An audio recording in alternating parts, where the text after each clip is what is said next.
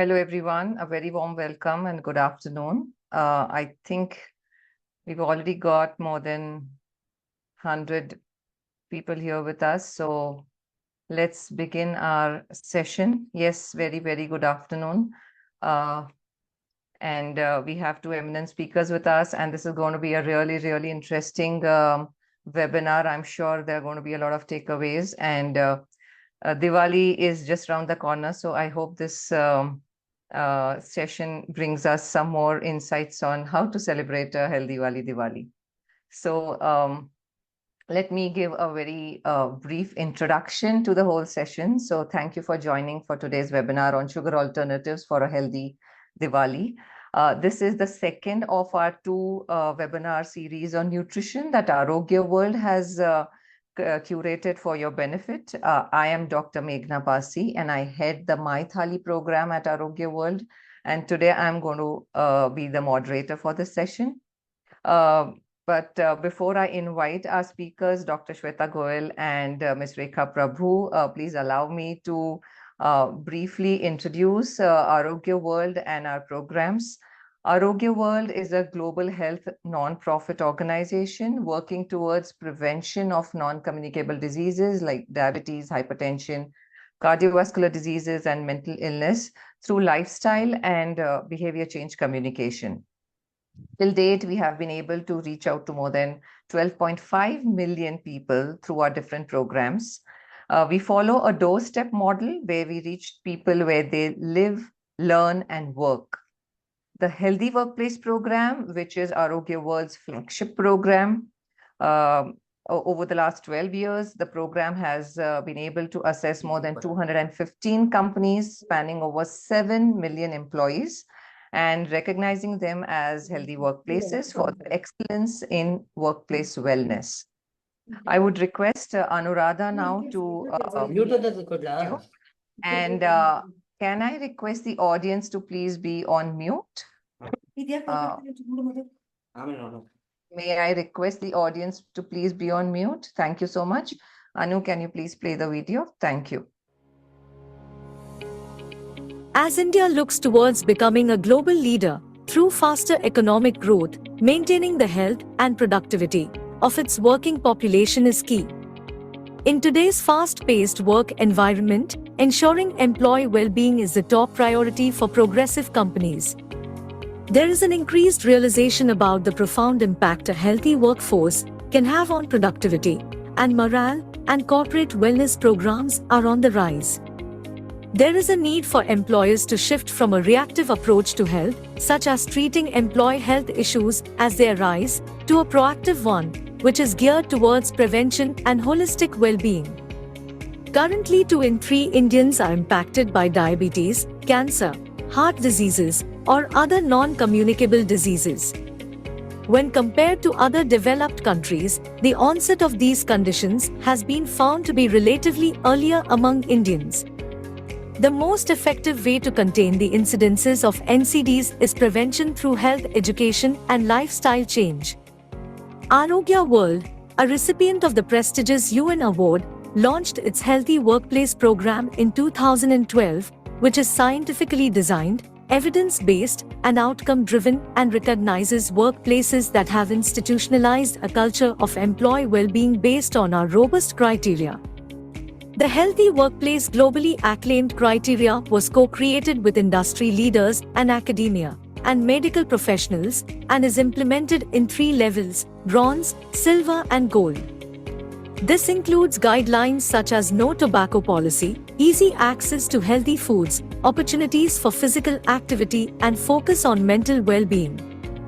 We conduct meticulous assessment of workplaces to evaluate the employee health standards and recognize companies as healthy workplaces at our annual conference and awards ceremony.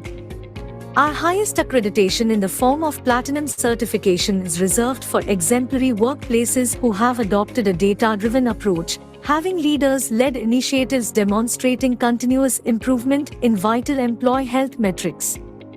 Arogya World provides extensive support to sustain and advance all wellness initiatives through its flagship programs like lifestyle modification coaching, educational webinars on mental and physical wellness, and MyThali programs to help employees make healthy eating choices.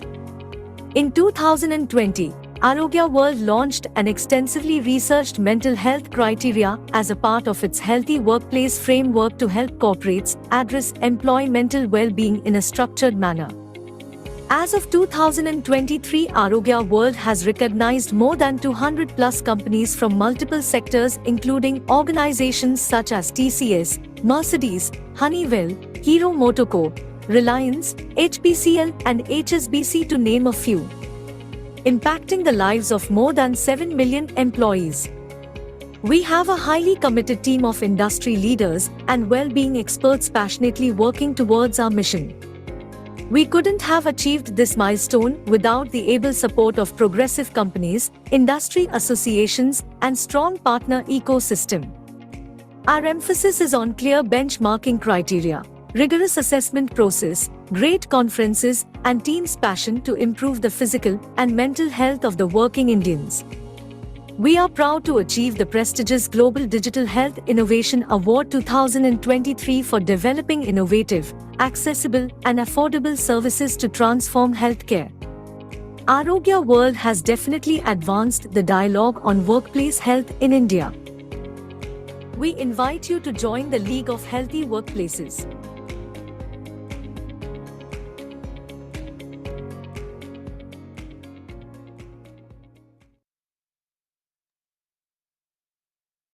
Thank you, Anu.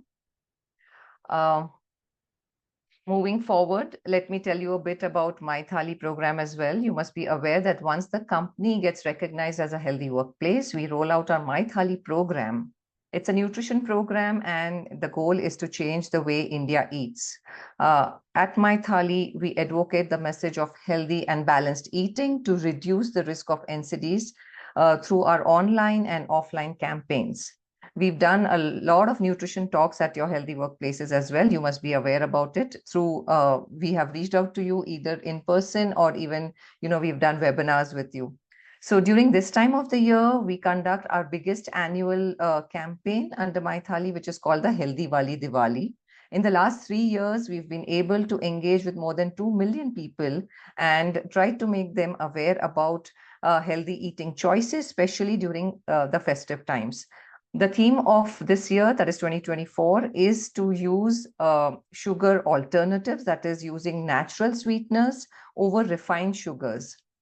So to learn more on how refined sugars affect our blood sugar levels, what is insulin resistance, how, does refined sugar versus natural sugars lead to any spike? Is it similar or not? To, have more insights on this, we thought of inviting experts in this field and to burst some myths and to give you more information. So allow me to welcome Dr. Shweta Goyal and Ms. Rekha Prabhu. We are honored to have you here for today's session. Rekha Prabhu is the head of nutrition and metabolic health at Bridge Health. She has a master's degree in food science and nutrition from Mysore University and over 20 years of experience. She believes in learning new things and has pursued her post-graduation in mental health from CMC Vellore and healthcare management from ISB Hyderabad. Welcome, Rekha. Dr. Shweta Goyal is a consultant physician and an expert in diabetes care, again at Bridge Health. She brings in 13 years of experience to the table. She's a consultant family physician, and her credentials include MBBS, PGDFM from CMC Vellore again, and CCE BDM, amongst others. Welcome you as well, Dr. Shweta. As both our experts today are associated with Bridge Health, and Bridge Health is also our wellness partner, let me tell you a bit about Bridge Health as well. Bridge Health specializes in primary and preventive care. They offer a host of services to individuals, corporates, and their families, from lab tests, doctor consultations, and diabetes and weight management programs to fitness, yoga, nutrition, and emotional wellness. They currently run 50 plus clinics, including OHCs, across Bengaluru, Mumbai, Pune, and Hyderabad, with a vision to empower individuals to live longer and healthier lives. So may I again request Anu to, we have a short video on Bridge Health. Anu, can you please play that video? Thank you.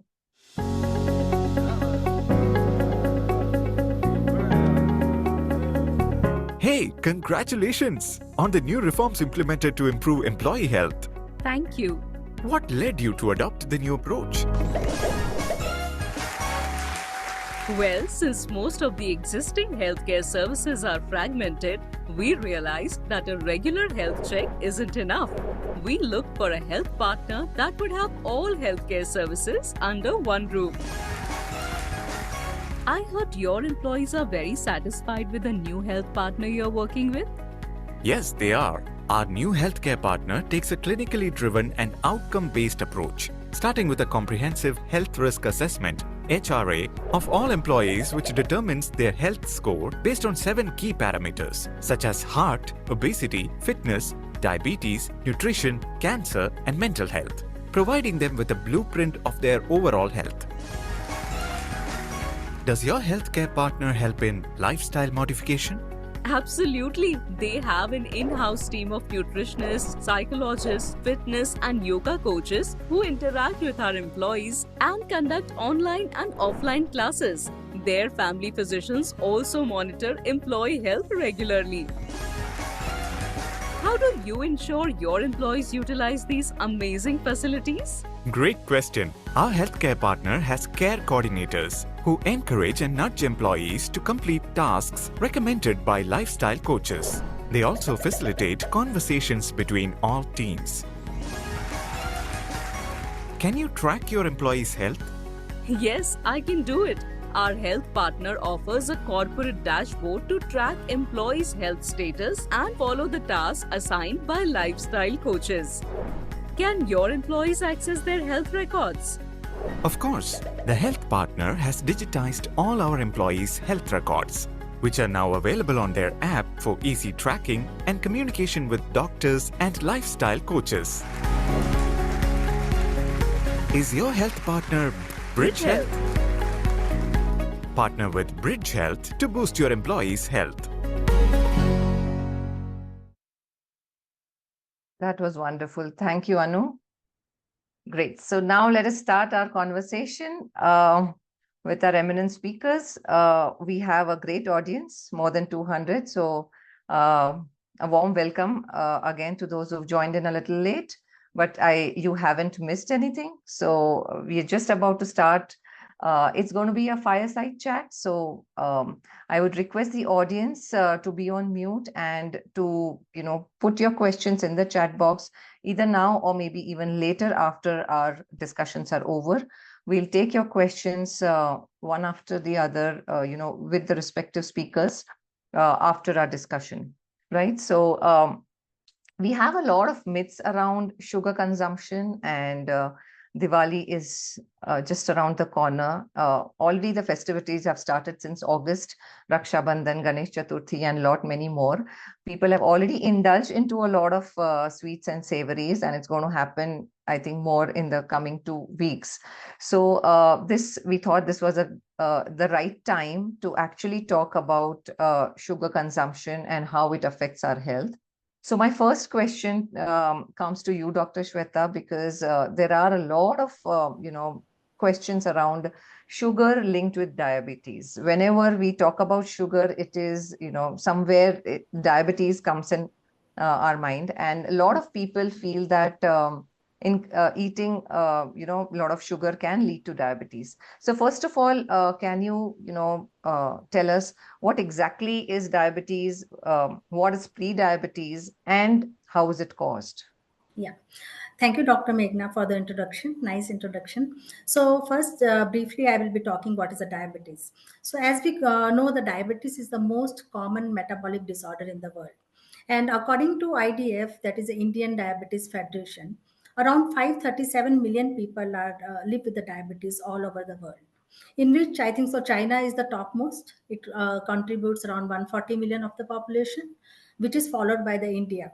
That is around 77 million of the population in India is a diabetic. And the most worrisome part is like 50% of the population who are living with the diabetes doesn't know they are having the diabetes also. So they come to the doctors only when they have the full blown diabetes. And so in this part I will be like emphasizing more on the how you should be aware about the diabetes and regular monitoring of the diabetes. So before going into the diabetes, I want to explain what is pre-diabetes.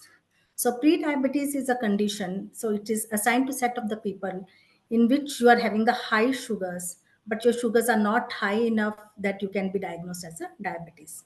But they are having the high risk of developing the diabetes or having the cardiovascular risk later in the life. So around 40% of the pre-diabetes, they can develop diabetes in the next 5 years. So 1 in 10 of every 100 pre-diabetic can develop diabetes every year. So it's very important to recognize the risk factors for the pre-diabetes, like sedentary lifestyle, if the patient is obese and all that things, that can lead to the diabetes. So very important to contribute into the healthy lifestyle, and moderate and intense physical activity they should include, so that pre-diabetes should not progress to the diabetes later in the life. And coming back to the diabetes, so diabetes is anything which is causing high sugar, uncontrolled sugar levels in the blood is called as a diabetes. So what is high sugar levels? We say what is the high sugar levels. So any patient who comes with the symptoms of unexplained weight loss or having excessive thirst, excessive urination, so we test them for the symptoms of the high sugar levels. So these tests are mostly like fasting blood sugars or being the HbA1c. So fasting blood sugars, if anything more than or equal to 126 on two separate occasions, and having the HbA1c of more than or equal to 6.5 on two separate occasions with any of these symptoms should be diagnosed as a diabetes. Again, there are two type of diabetes, that is a type 1 and type 2. So type 1 is usually an autoimmune type of diabetes in which there is an antibodies against your pancreas. So there is an organ in the body that is a pancreas. So that secretes the insulin. So there's the antibodies against the pancreas that can lead to the type 1 diabetes. So there will be no insulin present at all in your body. So we also say it as an insulin dependent diabetes. And again, the most common cause for the diabetes is a type 2 diabetes, which is again caused by the lifestyle factors and genetic factors, mostly caused by the overweight, sedentary lifestyle, and all these factors. Right. Yeah, thank you so much, Dr. Shweta. So now I think we've got a fair enough idea about pre-diabetes and diabetes. And pre-diabetes, if not prevented or not reversed, it can lead to diabetes in the next 5 years. So I think India is at high risk. And as you explained, the causes, sedentary lifestyle is one, that is physical inactivity, and then also coming to unhealthy eating habits. So I think that has been also, unhealthy eating habits is the number one cause of deaths, I think, because of NCDs. So when we talk about NCDs, I think India ranks the highest when it comes to diabetes again, right? So, but when we link diabetes generally we link it with sugar. So my next question goes to you, Rekha, that what happens to the food we eat when we say unhealthy eating? For example, I've just had a normal lunch meal today, roti, sabzi, dal, and curd and all that. What happens to that food when I consume a normal lunch thali? And then how does the body utilize that sugar? Yeah.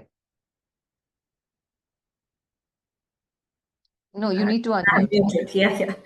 Thank you for telling me that. First of all, thank you so much. Arogya World and Rich Health is very, very happy to have us here together to, talk to people and create awareness on, healthy eating habits as well as sweet alternatives, because we are in the season of having a lots and lots and lots of sweets, right? So yes, the question is like, if I have a normal meal like roti, sabzi, dal, and curd, what happens to the body inside? We go back to our science in class 8th and 9th in school, where we have 4-5 functions when the food goes inside. We chew it, it goes through our food pipe, goes to the stomach. But from there, what happens is what we need to learn, and we need to keep that in mind, right? So we assimilate, and then absorption starts taking place. once the food reaches the stomach. There are a lot of enzymes, there are stomach acids which are working on our food. The food starts breaking down in smaller particles. So anything which is, most of the foods have nutrients, and these nutrients come to a very small unit, either from carbohydrate goes to glucose, from protein goes to amino acid, and from fat it goes to fatty acids. These are the smaller units of our bigger food nutrients. Once these are gone inside the blood flow, the stomach, it starts work from there on. Absorption starts from there on, and the blood starts absorbing these nutrients. Some of the nutrients have very different functions. Like protein has a function where it builds up our muscle, builds up the tissues, and repairs our tissues. Fat or fatty acids, which are the units of fats, are actually stored in as denser energy sources, right? Which is actually which comes out only when there is a darn need. And there are specific functions of fat, like cushioning, because each of us have certain amount of fat in certain body areas, right? And that's specific because these needs more protection, right? And then comes the glucose, which is the main and the commonest energy source for all of us. And most of our foods have carbohydrate. But we have, the civilization has gone from very, very low to a very, very advanced amount of food changes. Like we were hunters, now we have ultra processed food in the market. We have biscuits. I think we have around 20 or 25 types of biscuits when we go to supermarket. And it's very common to have a very easy packet opening food and feed ourselves when we are hungry, right? What happens is when most of our food has carbohydrate, the balance of fat and protein, vitamins and minerals, which are other nutrients, are off. And the denser source of energy is there in our body. That source of energy is not utilized from a long time because our physical activity is much lower now. We sit and work, and when it gets stored in our body from years together, we tend to put on weight. And weight does not mean overall muscle mass or things. We tend to put on off weight around fat. The fat percentage of the body goes high. This nutrient, all the three main macronutrients, can convert itself to fat and store inside our body.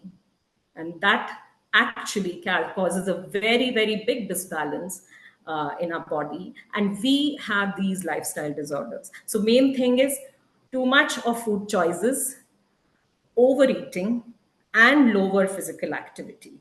Compromising on sleep, because we are on mainly now gadgets, right? We can prioritize our sleep and sleep 2 hours later, but we will not give up that, right? So these things lead to a problem, which can get into diabetes, which can give us BP. We can have dyslipidemia or cholesterol issues. We have something called as gout. Women have infertility issues. Men also do have infertility issues. All these are disorders which are lifestyle disorders. But the best part or the good part of it is if we change our lifestyle, these things can be changed and these can be reverted back. Right. Yeah. Thanks, Rekha. So now at least we've understood that food is made up of food groups. So my thali is made up of different food groups. And once it gets digested and metabolized, it gives me finally a group of different nutrients. And these nutrients, finally, carbs give us glucose, and then proteins give us amino acids, fats giving us fatty acids. So in a very simple way. But the main glucose is the source of energy, which is what we're getting from carbs. And I think India is a carb-eating country. So that's where the problem lies. That majority of our thali, is the bulk is coming from the carbohydrates. So be it chapati in the north or be it rice in the south, right? So coming to you, Dr. Shweta, my next question is that what if I consistently keep eating more sugars? Now here, there is people don't understand this. Simple sugars versus complex carbohydrates. I mean, I wanted Rekha, you to, throw some more light on this, but maybe I can just talk about it here, that whatever the whole grains or the millets and all that we eat, and even the fiber rich sources, even the pulses and the dals, they give us complex carbs, right? Versus I think the refined sugars that we're eating are only simple carbs, even the maida. So finally, everything gets digested and we get glucose. But if I'm taking less of complex carbohydrates, so which means less of fiber-rich food and less of whole grains and millets, and if I'm eating more of refined sugars, then on a continuous basis, Dr. Rekha, Dr. Shweta, do you think that a continuous excess sugar consumption leads to diabetes, or there are ways in which our body can regulate the blood sugar levels on its own, if I'm a normal healthy adult? Okay. So, see, eating sugars in 1 day or 2 days will not cause diabetes as per se, right? So, if you're consuming sugars for 1 week continuously, we'll end up having diabetes. I will not say like that. But yes, if your food is rich in calories, sugary food, drinks, or if it is high in carbs or starchy foods like pastas and rice, if you're continuously taking all this food for the longer period of the time, so there is something called, as I've told in my first question also, what is insulin, right? So insulin is getting secreted from the pancreas whenever there is an excess sugar in our body, right? So whenever there's excess sugar in the body, the insulin gets secreted and it helps in bringing this glucose into the cells for energy or storing this glucose further for our future usage. So this can be more simply explained like a lock and key theory, in which you can consider cell as a lock and insulin as the key. So only when the insulin opens that lock, the glucose will enter into the cell, and now this cell is able to use this glucose for the energy. And whenever we are on the high on the sugars, whenever our body doesn't need enough sugars in the body, so this sugar will be getting stored in the other organs of the body like liver, muscle, and adipose tissue. So that is where the extra fat is getting deposited in the adipose tissue. So that's how the when you're taking extra sugars, it is you're getting that waistline is getting increased, you're putting on the weight, and we say it as an obesity, right? So this is more like an insulin resistance. So over and over the period of the time, like might be in the next 1 month, next 5 years or something, if you're doing like that with a sedentary lifestyle, you're not doing any activity and all, your insulin resistance is building up in your body, and this insulin resistance is later leading to the diabetes. So diabetes is mostly because of the insulin function. We say either your insulin is not working well or your body is not producing enough insulin. And insulin resistance, we simply explain when your receptors become resistant to the insulin, and the body is producing more and more and enough of the insulin. So eating sugars in 1 or 2 days, it will not lead to the diabetes, but over the period of the time, due to the insulin resistance, yes, you can develop the diabetes if you don't take the proper lifestyle measures of being healthy, moving around, doing healthy exercise, or eating well balanced diet. So I always tell my patients that portion control and moderation is the key. Yes, you can eat the sweets. Maybe you can restrict it like once in a week or something like that. Whenever you have having the urge to eat the sweets, at least take 1 glass of water before eating the sweets or something like that. And always include the well balanced diet, include fiber along the sweets or something like that. So that is the one Right. thing. Yeah. Right. Thanks, Dr. Shweta. But let me again put it in one line, like whatever I've understood from you, is that it will not happen in a day. This is not like that today I've eaten sugars and tomorrow I'm going to get diabetes. But do I understand? I mean, tell me if I'm wrong, that insulin production, is it dependent on the sugar levels? So which means that today I've taken in a lot of jalebis and gulab jamun, so tomorrow is my insulin production going to increase, or my pancreas are going to secrete the same amount of insulin? The excess insulin which is still there in the blood, kind of that leads to an increase in blood sugar levels, or depending on how much sugar that I've eaten, my insulin production will also increase, and the insulin will be able to push it into the cells. If unutilized, if I don't exercise, then there will be a deposition, and it will get converted to fats. Is it like that? So there is in the medical science, we say the role of insulin is in two states when you are well fed. So in fat state and in the fasting state. right? So when you are well fed, when there's a lot of sugars in your blood, that your body is not needing energy at that point of the time. So it is directed towards the storage of the absorbed nutrients at that point of the time. So insulin, what does it do? So it promotes the glucose utilizing and the energy storing processes, and it inhibits the further glucose production. So it's more like a glycogen synthesis. It will do the fat synthesis, it will do the protein synthesis.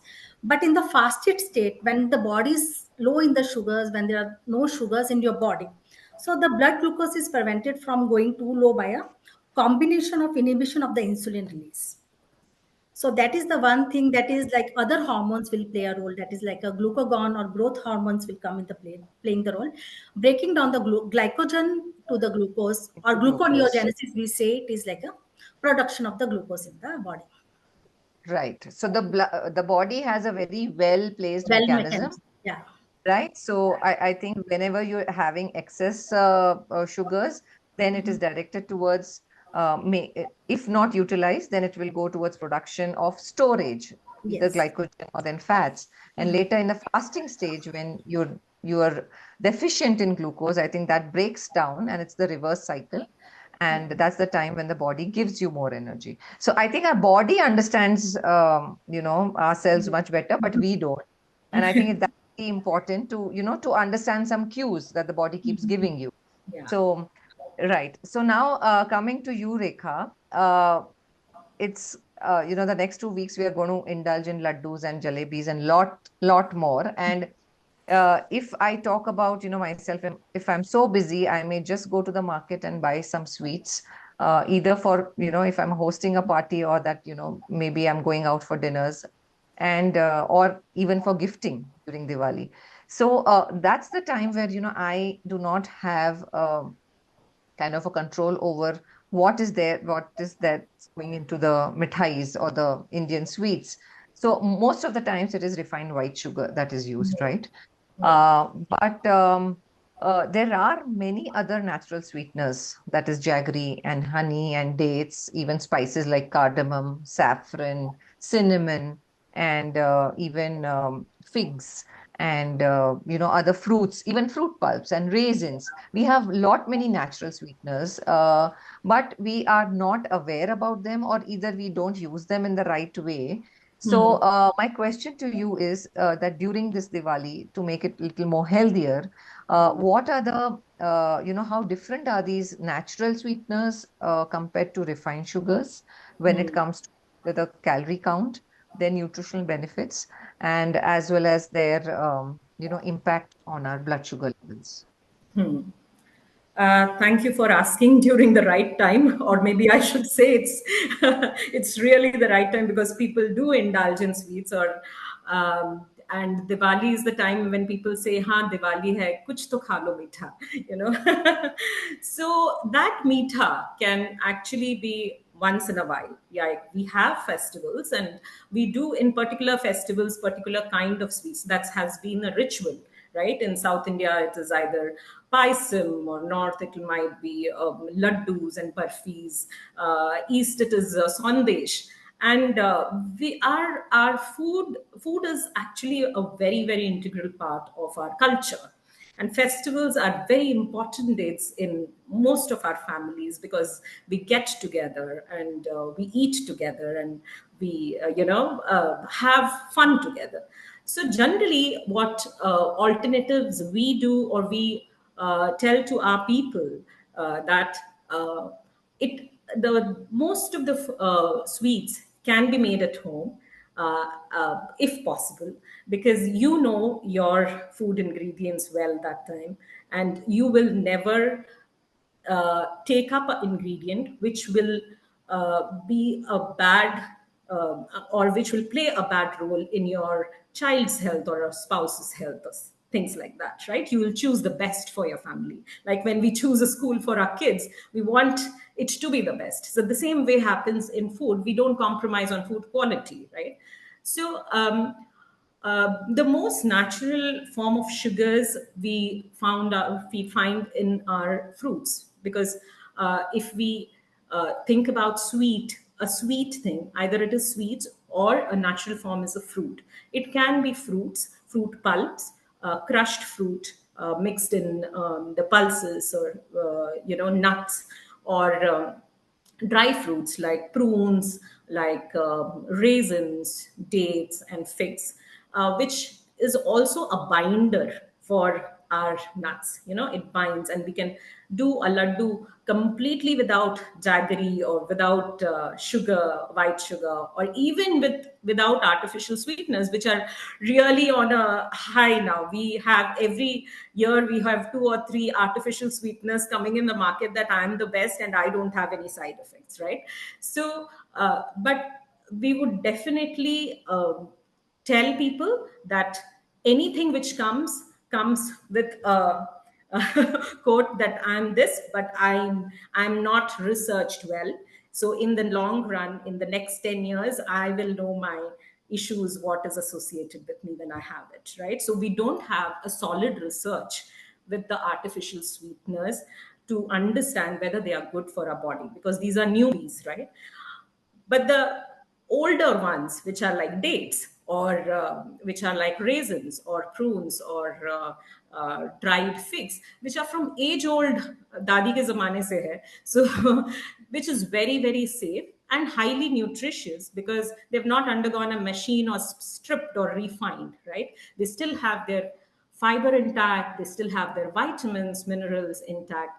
We are not refining them like what we do in white sugars. So those sweeteners come with a lot of richness in it, nutrient density in it. That's why those are much better. And these can be actually very innovative ideas. We have seen I think just 10 days back, we did a Diwali Wali YouTube sweet preparation video from Bridge Health. We did a lovely Meghana laddu with dates and kajus and badam mashed with it, without sugar or jaggery or honey in it, and it was amazing to have it. So I think to go to natural sweeteners which are given from plants rather than from factory plants is better to have for the festivities. Great. Thank you, Rekha. My question still remains. One thing additional that I want to know is how different is the glycemic index when it comes to the GI of these foods and their Correct. effect on the blood sugars. For the effect, I think Dr. Shweta will be able to then answer this. But when it comes to the GI, because many people have this, people have read about it. I think people are Correct. well aware. You just Google GI and we know that it's the glycemic index. But what's the difference between glycemic index and the load? And when it comes to refined sugar versus if I eat dates, or if refined sugar versus jaggery or versus honey, Yeah. then different? Yeah. So glycemic index is nothing but when a food goes inside, how fast can the glucose raise in your blood. So glycemic index is given to most of our foods which are carbohydrate. Like it is given to rice, dals, fruits, vegetables. Every food product, the raw product has a glycemic index. When it's cooked and eaten, how is your glucose increasing in your blood? Glucose being the highest glycemic index, or standard glycemic index of 100. So we take that as the standard and we calculated other food products for that. So if given an example of honey, it goes up till 60 or 70. Date falls into, there are different categories of dates or different varieties of dates.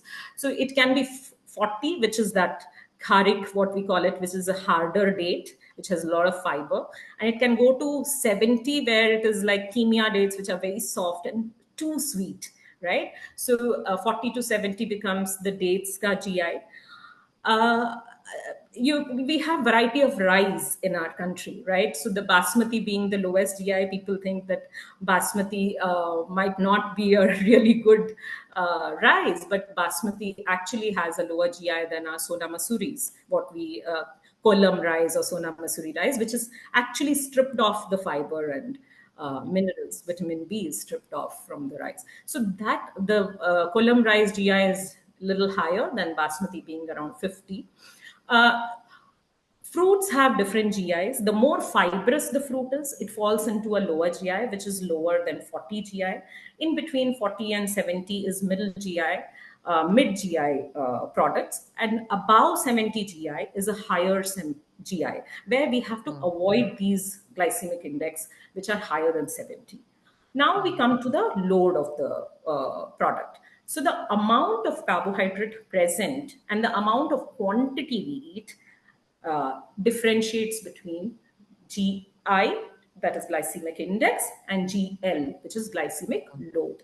So for example, we have watermelon, right? Watermelon has a very high GI. It is a very sweet fruit, and the GI is high. And most of the diabetics are told that please don't have watermelon, your sugar may raise, right? But watermelon is also made of 98% water, right? So even if you eat a bowl full of watermelon, your glucose may not go up really high, but may actually be in mid range because water and fiber is there in watermelon. Contributes. Yeah. So you have to make sure that whatever you are eating, it has a good amount of fiber. The minerals are not stripped off. It is not refined. The moment it is refined, it means that it has been taken out of the good things. So that simple differentiation has to be done, right? And that's why a brown rice, when we tell, eat more of whole and complex carbohydrates, means they're not highly refined. Instead, like I can give you a simple example, is wheat. When it comes in the market, you take out the outer husk of the wheat. That is the first processing.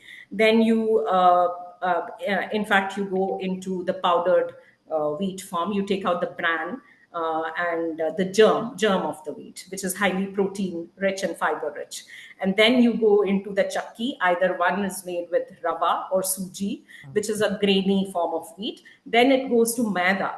And the maida is the complete stripped off or nutrition less product, whereas the wheat with germ, which we get it from chakki atta, is the highest or the edible portion and the best portion of wheat. Correct.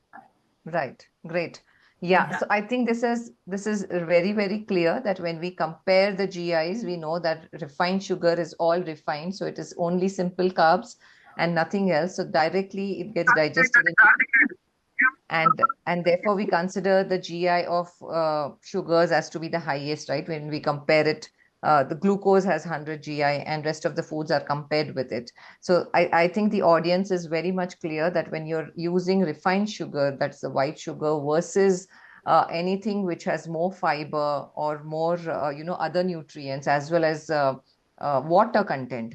I think that all that helps in reducing the GI of the food, and therefore the way the glucose will spike in your blood will again depend on which kind of a sweetener that you're using. So great. I think this has really given a lot of insights and a lot of knowledge to people that therefore it is so much necessary that we should be using natural sweeteners, right? So now coming to you, Rekha, again, when you were talking about artificial sweeteners, right? You just mentioned that there are new kids on the block all the time, some new names that keep coming in. And, I don't recommend any. So maybe you'll be able to throw some light on which are the new ones. And when we talk about natural sweeteners versus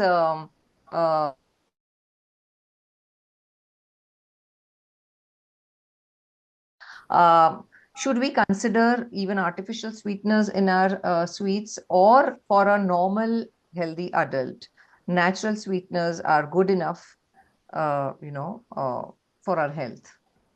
Okay, very, very debatable topic because we have pros and cons for everything. Here, natural sweeteners definitely win over most of it, right? So, prunes, dates, figs, and all these small raisin, munakka, all those are best over that because these are dried fruits, which is devoid of moisture. Over that, number one would be fresh fruits, right? So fresh fruits by itself, not made into juices, not made into pulps, eat, chew, eat, bite, chew, and digest it. That's the best thing, number one. Second would be dry fruits, which are sweeter. Third would be natural artificial sweeteners, which are stevia, which is plant based, and there are newbies on the market called as monk fruit or erythritol or allulose, which also comes from plant, but they are gone into a machine and then refined and coming to you. The last ones are chemically made in laboratories or bigger food laboratories called ASK or aspartame, saccharin, sorbitols. And there is a different category of sugar alcohols, which are again around 50 to 60 times sweeter than normal sugar. But the one which are like saccharin and aspartame, non-alcoholic artificial sweeteners, are 200 times more sweeter than sugar. Like example is zero Coke Coke. Zero. Yeah. Very popular in the market, very, very popular in the market. Zero Coke or Diet Coke. There are two from those industries, and there are now many players who say that we are using sweetener, and for Weight Watchers this is the best, for people with diabetes this is the best. But what happens when we take in too much of artificial sweeteners is our brain actually mimics things about, we are getting something sweet inside the body. The brain does not differentiate between an artificial sweetener and a sugar, though it is low calorie or zero calorie. But hypothalamus thinks that I need to tell the pancreas to ooze out insulin to bring down the sugar level, though it's not sugar. Okay, so the insulin spikes up, and this insulin is not utilized for that sweetener because it's not getting absorbed, right? So the insulin still stays up. And what happens when the insulin stays up? You are into hyperinsulinemia, and your body is actually storing more fat, because when insulin is up high, it's a hormone which can store fat, right? So artificial sweeteners are mimics, but not great for the body. Normal dates or natural sweeteners or just fruits can be your best friends when you have a craving. And there are many chocolates now made with dates and cocoa alone, which are very clean products in the market. You can search that and you can have and indulge when you have a craving, right? Great. Thank you. I think, Rekha, you've answered the question to what I was actually going to come to Dr. Shweta regarding, what is the insulin, how does insulin work when it comes to natural sweeteners versus artificial sweeteners? But I think now we've got a fair enough idea that, it spikes up because the brain doesn't understand and feels that, we have a glucose load which needs to be kind of regulated. And therefore, there can be high amount of insulin, which can again lead to, storage of sugars into glycogen and then into fats. So I think in the long run, the use of artificial sweeteners, though they are, we can call them as zero calorie or whatever, in fact, they're going to completely, reverse the cycle and lead to overweight and obesity. And research is still on, whether they can even cause cancer in the long run. We are still not very sure of it because sweeteners, they keep coming in the market. But yeah, that's a great insight. Now, I think we just have 10 minutes to go and we have a lot of questions to take up. So my last question to you, Dr. Shweta, is that besides, controlling sugars or besides, keeping a check on the calories, what are the different lifestyle factors that we need to, take care of, and anything for, a couple of tips on diabetics and diabetics when they, especially during the festival, and what is it that they need to look out, take care of? So as we know that many disease, including the diabetes and the heart disease, can be prevented or improved through adopting the healthy livings and with the making the healthy food choices. So I can just, I think so time is less, so I can just tell in very short words, like you can just remember it with the mnemonic of new start. So in which the N starts with the nutrition. So as I think so Rekha has thrown the light on that. So eating right is the one thing that you have to always, whenever you look into the plate, your plate should comprise at least 50% of the dietary fiber, including 25% of the protein and 25% of the carbs. And E starts with the exercise. So exercise, again, it's very important. So 150 minutes of exercise per week, that is at least of the moderate to intense activity. So that is very important to increase your good hormones in your body. So what are the benefits of the exercise? It improves the insulin sensitivity in your body. It improves your weight. It keeps your BMI under check in the range of 20 to 23 is the BMI that you should be ideally aiming at, right? And other thing is it improves your basal metabolic rate in the body. And in this new start, N is the nutrition, E is the exercise, W is the water. Adequate water intake is very important because we always concentrate about the food part, right? We always forget, but that water is the one great digester in our body, so that should be consuming at least 3 to 4 liters of adequate water. S is again keeping the stress at bay and keeping the sleep. Sleep is the one important part. I will always emphasize that you should always have a good sleep, because if your sleep is not proper, then you will end up having more of stress, end up eating unhealthy choices in the morning, and that will increase the bad endorphins or bad hormones in your body. So that will indirectly increase your sugar levels. So having the proper sleep, proper sunshine to improve your metabolism and to keep all your vitamins and minerals under check. And T is again the temperance of the starting the good things in your life, eating the good foods and avoiding the bad foods, right? And again, A starts with the air. So air, like having the good airs. I know the Bangalore now we are staying in the polluted city. So, but still deep breathing, relaxation techniques, having more of the aerobic capacity in your lungs. So that is very important. Again, R starts for the rest. If you give the adequate rest to your body, so your hormones will always be under check, right? And T against trust in the God to give for the hope, joy, and the serenity. So you should can follow all this, right? And it is not a one day process, I will say. So you have to, like, it's more like a habit formation. So you have to start at the day one and keep on doing it. Yeah, 1 week you will be following this and all, and over the period of time, I think so you can follow all these parts.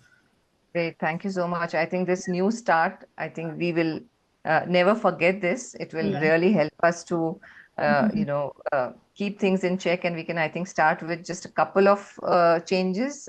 We Yeah. can't do everything in a day, but I think developing habits will definitely help. So, finally, coming to you, Rekha, my last question to you is that, what happens if, are there any different ways in which we can kind of regulate our blood sugar? If at all I have indulged a lot, I've eaten like 4 jalebis for lunch and then some pastries for dinner and all that. What is it that I can take care of the next day, or, some routine or somewhere that I can change my, meal pattern, or what should I be eating first and then, eating next? Something that you can, immediately people can, be mindful about if at all they indulge in sweets. Yes. So very, very good question. I love this question because people already have a pre-contemplation that I'm going to eat a little bit in Diwali, but what can I do after eating? That means they're conscious about their health, and they know that there are foods which may cause them more harm than actually giving them instant gratification. So what happens once you indulge in sugars is your blood sugars are going high in moments. Within 15 minutes it's the best thing to do is first eat in moderation. 4 jalebis, no. 1 jalebi, okay. Second thing is, if you have indulged already in 4 jalebis, walk. The best thing is to do an exercise, a small walk or a brisk walk post this, and bring that sugar down, because exercise needs energy and your walking needs energy, more energy than sitting and talking or sleeping, right? Heavy meal, sleeping, no, a big no. Second thing is hydration. You hydrate yourself really well. Take a good 2 big glasses of water, because sugar concentration is high in the body at that moment. And when you hydrate yourself, you're bringing down the concentration, dilution happens, and the sugars are going lower in the body. right? Third thing, before indulging in sweet things, start your meal with fiber. Fiber is very important because fiber covers up or dresses up your sugars. You will indulge in carbohydrate, you may indulge in pulao or paneer or sweets or paisam or things like that, but do not forget to have your salad or palyas or sabzis or a soup, a nice warm vegetable soup, so that you cover up your carbohydrates with fiber, right? As well as protein. Very important is we forget protein. We are, in fact, deficient in protein in most meals because we are carb dense, or our entire meal is carb heavy. So make sure every meal has some amount of proteins, and you deliberately choose a uh, protein food in your plate in all the three meals, like breakfast, lunch, and dinner. Right. So these are the hacks. There are many such hacks which we keep telling patients, and we use a continuous glucose monitoring system device in our clinic. So people can use that. I think many people know about it, but we do coach people on that from day one, and we handhold them to bring down their sugar levels.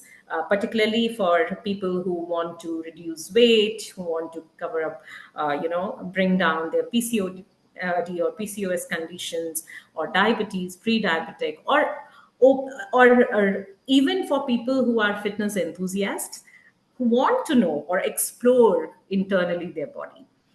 Right. Great, great. Thank you. I think these hacks are going to be really useful during Diwali.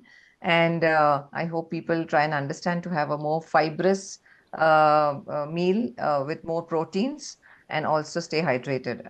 And of course, not forget their regular exercise regime.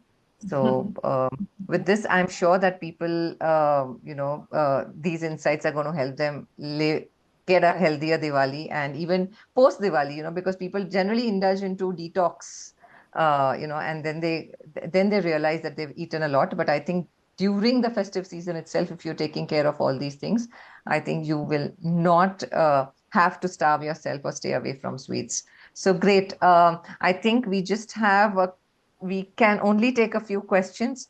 So both of you, I think you can see the questions in the chat. A couple, I think a lot of them you've already taken care of. The first question was how much of sugar can be taken per day? Okay, so I think according to the NIN, may I answer that? It's Yes. around 4 teaspoons is something that is permitted, not more than 4 teaspoons of refined sugar or sugars that are required. We don't actually require refined sugars, right? We already have natural sweeteners. We've Right. talked about it. So we can definitely use other alternatives to sweeten up our dishes. But in case if you're still wanting to use, and if you're still, if you are within your calories, you're maintaining your calories, you have a good proper body weight with all the rest of the parameters, blood parameters in place, then 4 teaspoons is what is allowed, is permitted, right?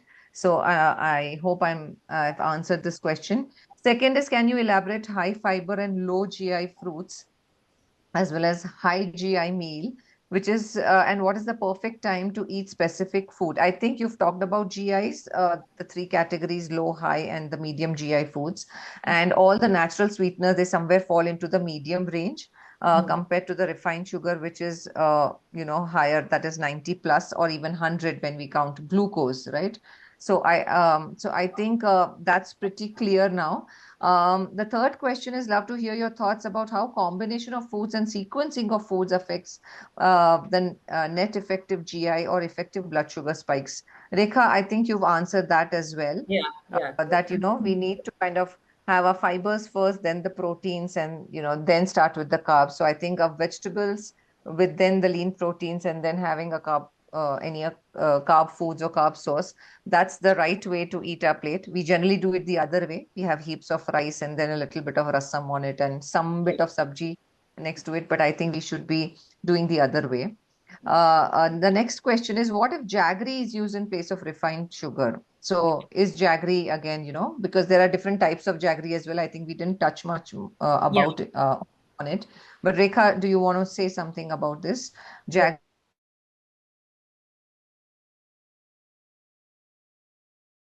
sugar levels? Yeah. So calorie wise, almost the same calories, just 10 calories difference is there in between jaggery and sugar. So the impact on your blood sugar levels is almost the same. But jaggery is not refined, it's not bleached in sulfur like sugar, but the source is same again, cane sugar, right? So they say that they have a good amount of iron, but the iron amount is not as high as the other food products which Sources. we have, right? So, and this also is iron, contaminated iron while processing jaggery. So we don't get much iron from jaggery as such. You have your ragi or you have your til seeds, sesame seeds, you get more iron than jaggery, right? So I would say if you are having a goal of losing weight or healthier, I want to be healthy, you can avoid sugar and jaggery. All right. Great. Okay. The next question is, can a pre-diabetic patient take potato? And if yes, in which form? Absolutely. So pre-diabetics can take potatoes. We have to have use our MyThali concept there. Potatoes are starch, right? And rice is also starch. So it comes in the carbohydrate category. Though it has fiber, so it is complex carb. Boiled potato, boiled and mashed potato is fine, but fried potatoes like wafers or chips is not fine. All right. Great. Okay. Next question is, I've heard more or less about protein intake can affect craving for sugar, which seems counterintuitive. What does the research and medical science say? Hmm. Medical science says the more the protein amount what you take in each meal actually satiates you to for quite a few hours, so you don't get hungry very soon. So that is one of the key things what protein plays around. Also, protein also builds up your muscle mass if you are exercising well, because there are two things involved in muscle building. It's not only taking proteins, but it also needs a good amount of right kind of exercises to build protein, to build muscle mass. Yeah. Great. Yes. All right. Next, I think if you can take this up, Dr. Shweta, what are the ways to reduce dawn effect to reduce the high fasting blood sugar levels? Okay, so dawn effect is when there is a, because of the insulin resistance happens in the body and the fasting blood sugars will be very high. So first thing will be like the intermittent fasting will really helps, but not more than 12 hours. But patients who are usually diabetic, they should take first the doctor consultation before doing the intermittent fasting, having their dinner at least before 7 o'clock or before 8 o'clock, right? So if you end up having the late night dinners and having more of carbs or sugars in the dinner, that can increase your insulin resistance and fasting sugars. So that can be the reason for that also. And again, the exercise and the post meal walks is very important. At least 10 to 15 minutes of the post meal walks, at least after the dinners, that can also help in taking care of that sugar values in your blood. So, Great. in Okay. one thing I would add here is continuous glucose monitoring again will help the person to understand is it a dawn effect or not, because you Yes. All need right. to check your 3 a.m. sugars, and most people can't get up and prick and do. So, if the chip is there, then device is there, continuously it monitors for 14 days, and we can know the trend that is it every night that it is falling down That the it's happening. Yeah. sugars. Yeah. Yeah. Right. Okay. All right. Great. The next is jaggery versus honey, which is healthier. Both are sugars. So, honey, very natural form. There are some medicinal properties, but there are many other foods which are having great medicinal properties. Sugars in blood will raise with both. The impact of honey is a little lighter than jaggery or sugar. So, yeah. Great. Okay. I think we've covered most of the questions and we've overshooted by 5, 6 minutes. But yeah, thank you, audience, and thank you, my dear speakers. We've got some great insights on how to manage our blood sugar levels and what is it that we need to, take care of when it comes to natural sweeteners versus artificial sweeteners. I would, if there are any more questions, would request the audience to share the questions with us over mail. We would be happy to answer them.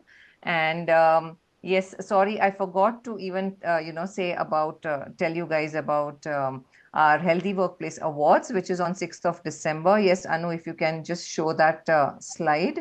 Yeah, so it's the Healthy Workplace Awards. This is our annual awards that we do. It's a conference along with the awards where those companies who've got assessed by Arogya World will be awarded either under the silver, bronze, silver, or the gold category, and even the platinum category. And best practices by these companies will be shared. So this is a great platform. And for those companies who are interested, you can, yes, scan this QR code and join our Healthy Workplace program under Arogya World.